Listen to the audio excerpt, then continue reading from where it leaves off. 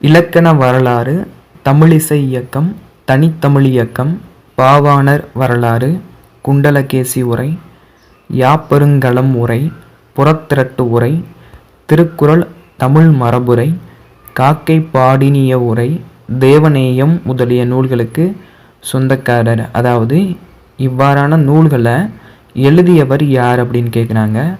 பாவாணரா, திருவிக்காவா, இளங்குமரனாரா அப்படின்னு கேட்குறாங்க.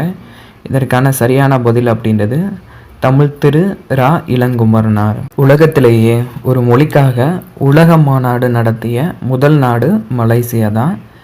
அந்த மாநாட்டுக்குரிய முதல் மொழியும் தமிழ் தான். இவ்வாறு கூறியவர் யாருன்னு கேட்டிருக்காங்க.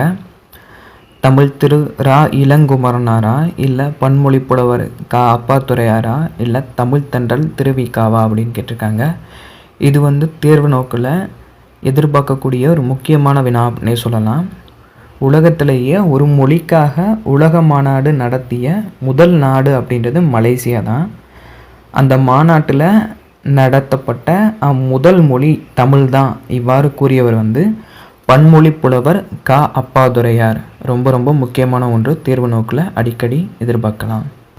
விழிகளை இழக்க நேரிட்டால் கூட தாய் தமிழினை இழந்துவிடக்கூடாது என்று எண்ணியவர். அதற்காக தமிழ் தென்றல் போல இமைகளை மூடியபடி எழுதும் ஆற்றலை கொண்டவர் யார் அப்படின்ற மாதிரி கேட்டிருக்காங்க. அதாவது விழிகளை, 2 விழிகளையும் இழக்க நேரிட்டால் கூட, 2 விழிகளும் போனாலும் கூட தாய் தமிழினை இழந்து விடக்கூடாது இவ்வாறு எண்ணியிருக்காரு. அது மட்டும் இல்லாமல் அதற்காக தமிழ் தென்றல் போல, இங்கே தமிழ் தென்றல் அப்படின்றது திருவிக்கா அவர்களை குறிப்பிடும். அதனால் முதலாவதாக வரக்கூடிய விடை திருவிக்கா அப்படின்றது இதனுடைய பொருத்தமான விடை இல்லை அப்படின்றது தெரிய வருது.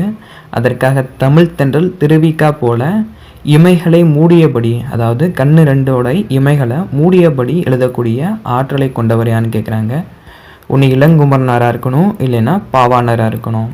இதற்கான சரியான பதில் அப்படின்றது இரா இளங்குமரனார். 2 விழிகளையும் இழந்துட்டா கூட தன்னுடைய தாய்மொழியான தமிழை இழந்துடக்கூடாது அப்படின்னு நினச்சிருக்காரு. அதுக்காக தமிழ் தென்றல் திருவிக்கா போலவே 2 இமைகளையும், 2 கண்ணினுடைய இமைகளையும் மூடியபடி எழுதக்கூடிய ஆற்றலை பயிற்சி பெற்று அதை மேற்கொண்டிருக்காரு, கற்றுக்கொண்டிருக்காரு. இவர் ரா இளங்குமரனார். அடுத்ததாக தமிழகம் முழுவதும் திருக்குறள் சொற்பொழிவுகளை வழங்கி வருபவர். அதாவது ஒரு காலத்தில் வந்திருக்காரு. அதுபோல் தமிழ் வழி திருமணங்களையும் நடத்தி வந்திருக்காரு. இவர் யார் அப்படின்னு கேட்டிருக்காங்க. ரா இளங்குமரனார். மிக மிக முக்கியமான ஒரு வினாக்களில் எதிர்பார்க்கக்கூடிய ஒன்று.